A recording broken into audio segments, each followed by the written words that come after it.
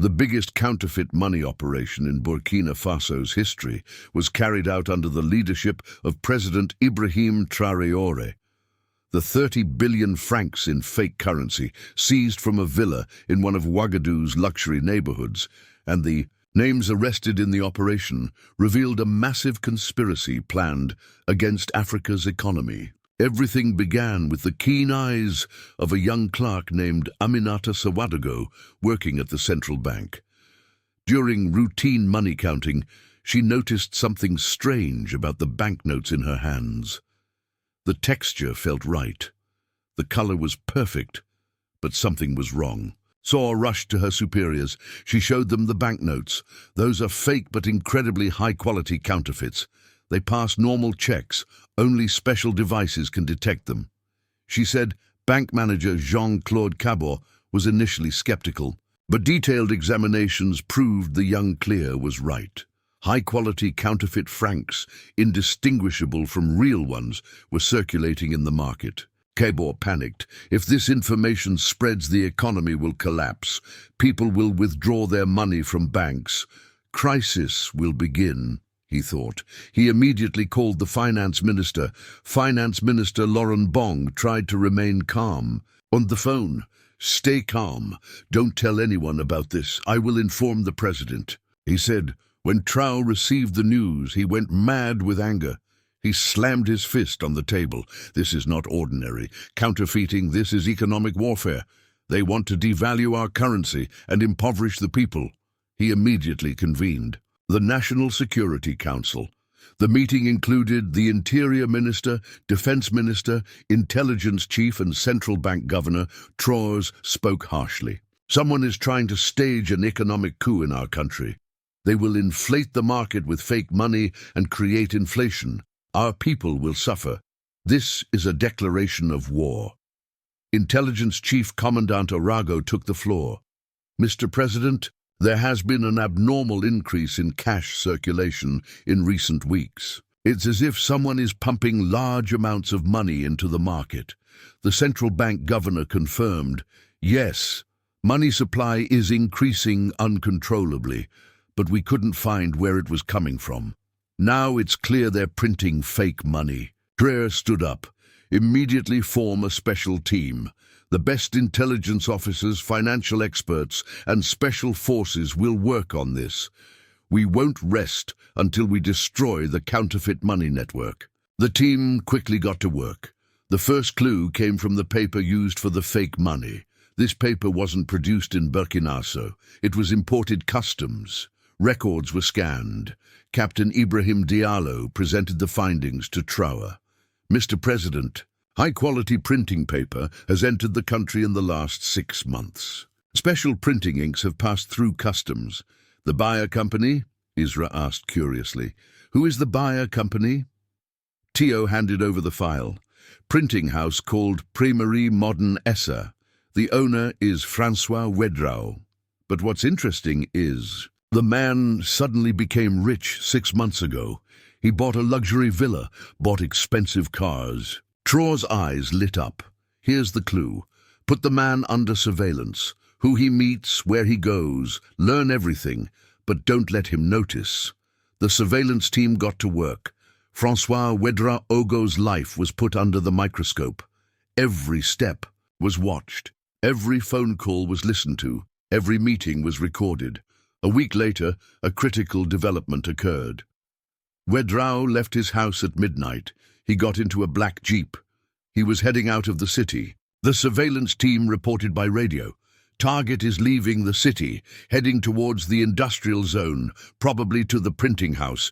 Traoré got excited. "Continue surveillance. Don't reveal your position. We're coming to tonight. We'll destroy the network." Special forces moved into action silently. Traoré wanted to personally manage the operation.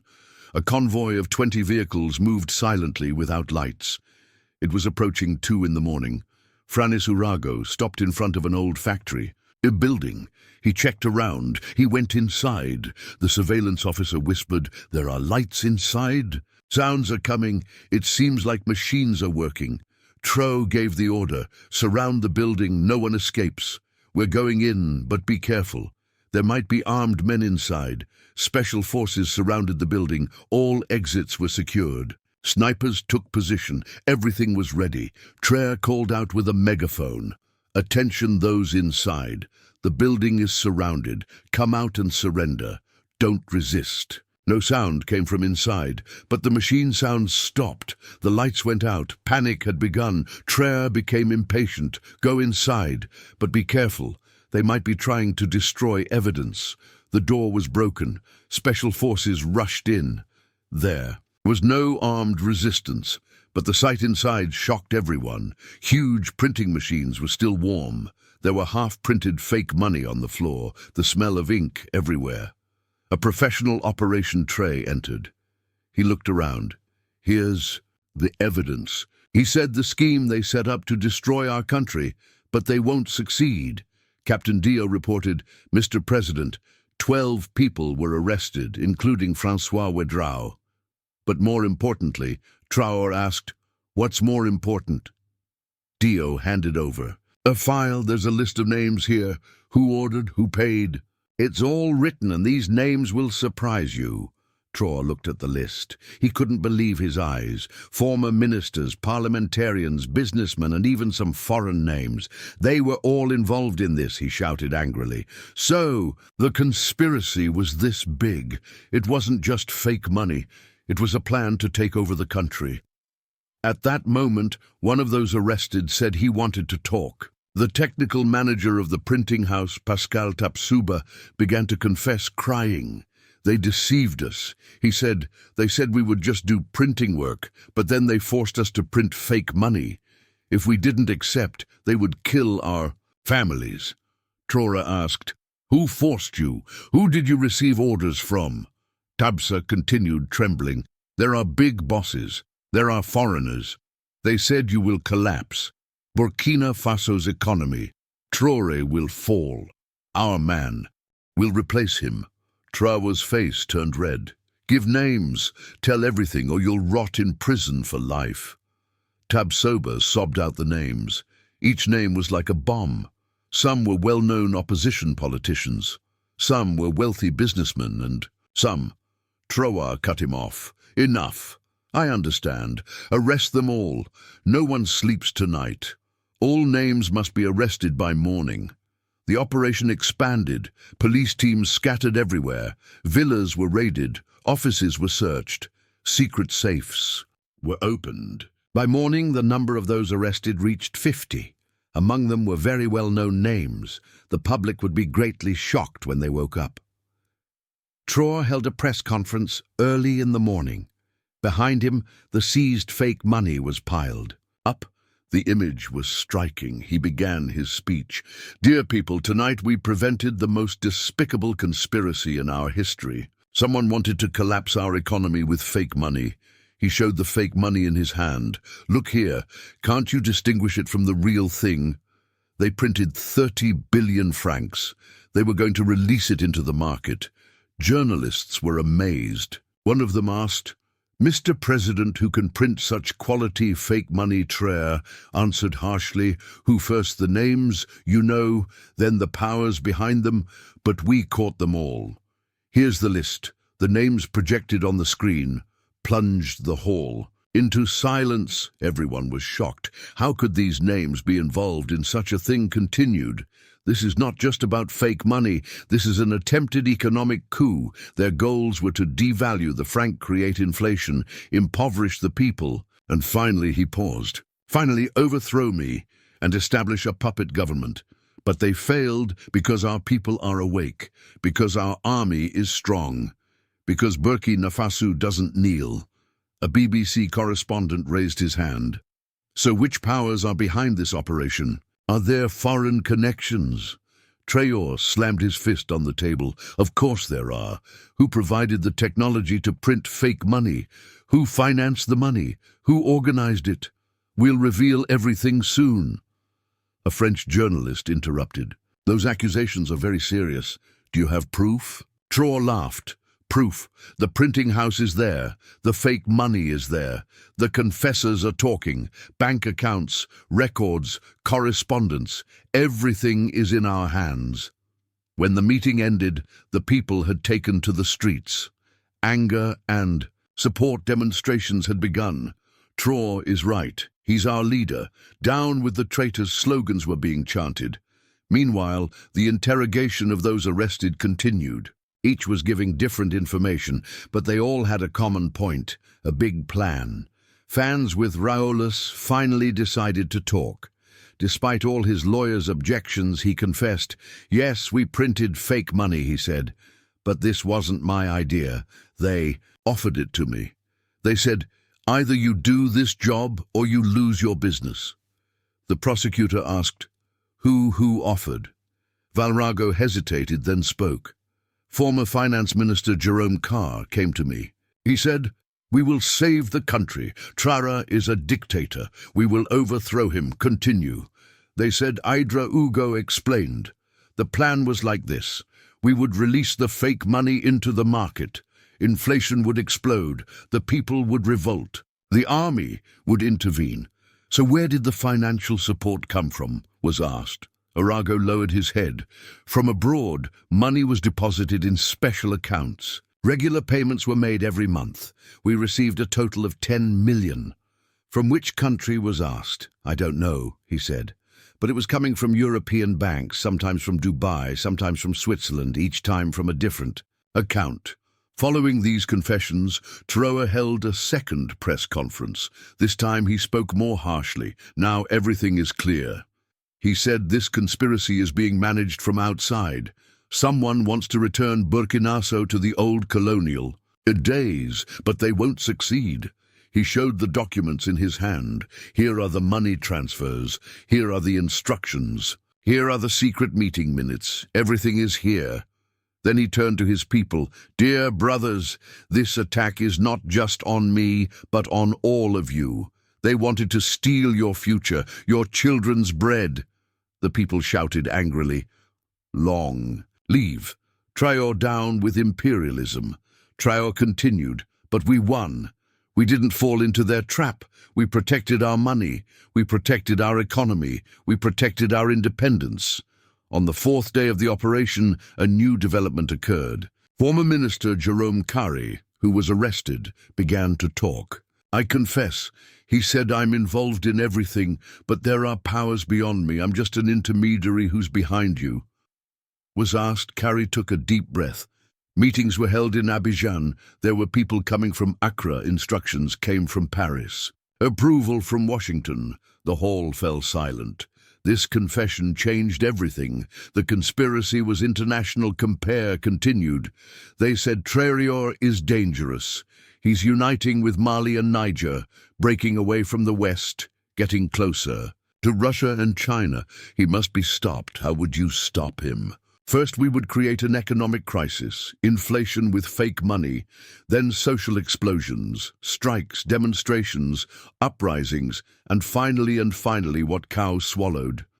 Finally, collaborators within the army would act. There would be a coup. I would be the interim prime minister. Thus, confessions had a bomb effect. Traoré immediately increased. Security measures, purges began in the army. Suspicious officers were detained. On the fifth day, the court process began. The defendants appeared before the judge one by one. The charges were serious: treason, economic sabotage, terrorism. The chief prosecutor read his indictment. The defendants tried to destroy the state. In a planned and organized manner, they wanted to disrupt economic stability by printing fake money. Evidence was presented. Fake money, printing machines, digital records, bank statements, witness testimonies, everything was in the file. Defense lawyers were in a difficult position. The evidence was very strong. Confessions had been obtained. They were caught red-handed. Meanwhile, support messages were coming from all over Africa. Mali leader Amy Goa said, Brother Traoré is fighting for Africa's economic independence. Niger leader Chiani said, this attack is on all of us. We must now act together. African. Currency must be strong. Guinea leader Dumboya said, "Fake money is terrorism." Traoré is fighting a rightful struggle. Senegal, Chad, Uganda, South Africa all gave support. Africa was now awake. It was uniting against economic attacks. Traoré evaluated this support. He called on the African Union. "We must create a common currency. We must fight together against counterfeit money." Printing his proposal quickly found support. The idea of establishing an African central bank strengthened common security holograms began to be discussed. On the 10th day of the operation, Traoré appeared before the people. Thousands had gathered. There was an atmosphere of victory. "Dear people," he said, 10 days ago, we prevented a vile attack on our economy. We seized 30 billion fake francs. We caught 50 traitors." The people applauded enthusiastically. Traoré continued. "But more importantly, we disrupted the game. We exposed those who wanted to impoverish and rule us. Young people kept tempo chanting, 'Traoré, Traoré!' Women shouted victory cries. The elderly prayed. Traoré finished his words like this. This victory showed that no one can deceive Burkina Faso. No one can play with our money. No one can collapse our economy. The fate of the seized fake money was also determined. They would be burned in a special ceremony at the central bank. They would turn to ashes. The burning ceremony was broadcast live. Traoré threw the first fake money into the fire. "Let this be the last," he said. "No one can steal our people's labor again." As the fire grew, the people watched with joy. 30 billion francs of fake money was turning to ashes, but more importantly, conspiracy had collapsed.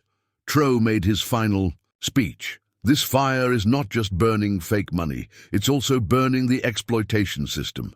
Now a new era is beginning. We will protect our own money. We will manage our own economy. We will determine our own destiny.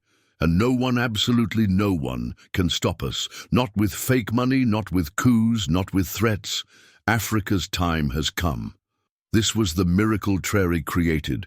Not just catching 30 billion fake money, but seeing and disrupting the game. Now Africa was awake. It was on alert against economic attacks, and Traoré was at the forefront. On the 15th day of the operation, international repercussions continued. Western media outlets were reporting the news from different angles. Some were trying to portray Traoré as a dictator, but the evidence was there. The fake money was real, the conspiracy was real, and Traoré was right. The African Union decided to hold an emergency meeting.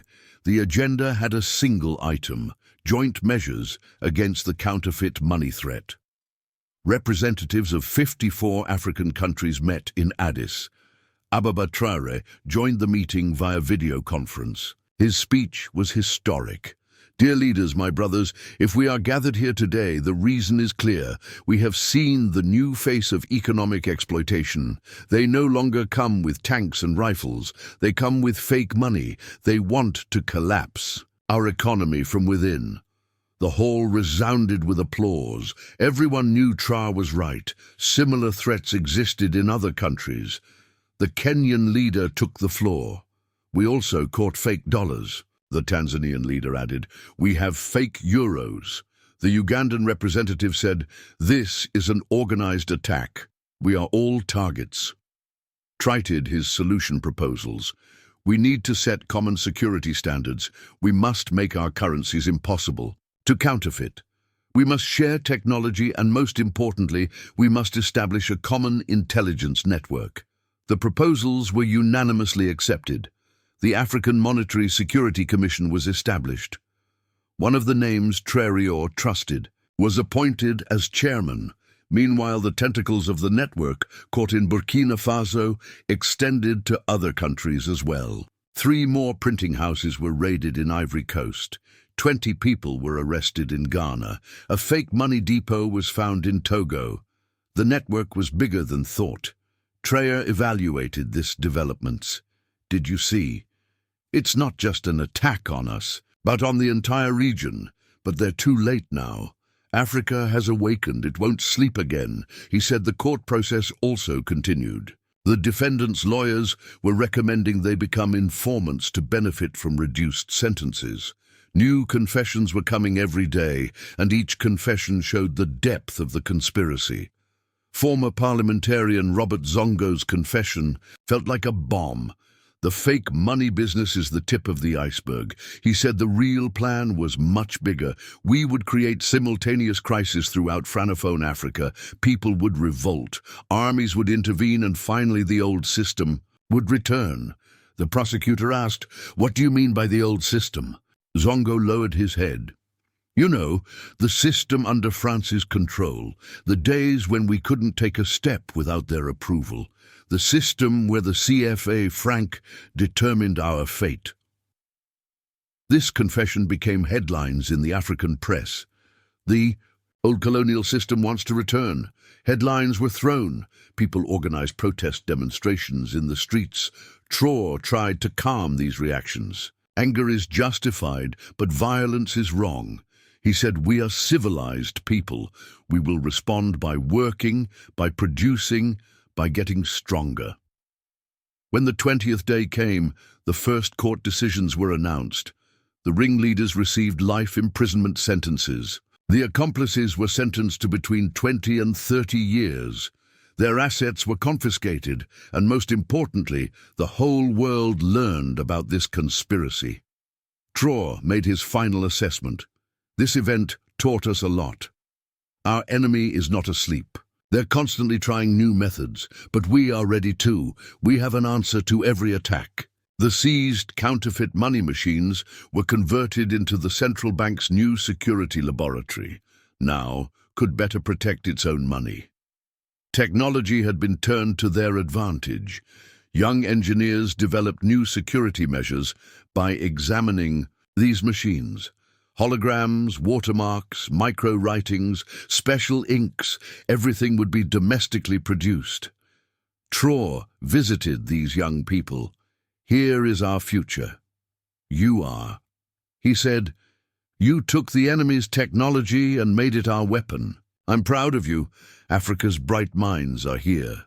This was the real victory. Not just disrupting the conspiracy, taking the conspirators' weapons and using them against them. The fake money machines had turned into security technology. The traitors had become lessons for patriots. Defeat had become victory, and Traoré had shown once again that Africa was no longer the old Africa awake.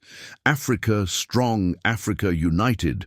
Africa no one could deceive, no one could defeat, because Africa had leaders. Like Traoré, and these leaders were walking with their people. Victory was theirs. The future was theirs.